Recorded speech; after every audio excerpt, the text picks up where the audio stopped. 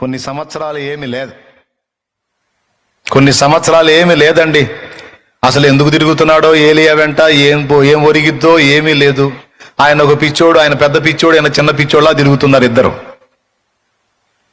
ఎప్పుడో తింటాడు, ఆ చేయి గడిగేటప్పుడు ఆ చేయి జాపుతాడు, ఏలీషా వచ్చి నీళ్లు పోయాలి. ఎక్కడన్నా పండుకోవడానికి సిద్ధపడ్డప్పుడు బస ఏర్పాటు చేయాలి. ఏలియా చేతుల మీద నీళ్లు పోయొచ్చు వచ్చిన ఎలీషా.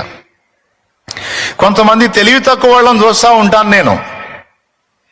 ఎంత తెలివి తక్కువ వాళ్ళు అంటే, కాచుకున్నంతసేపు కాచుకొని తీరా దేవుడు దీవించబోయేటప్పుడు తొలగిపోయే వాళ్ళని కొంతమందిని చూశాను నేను.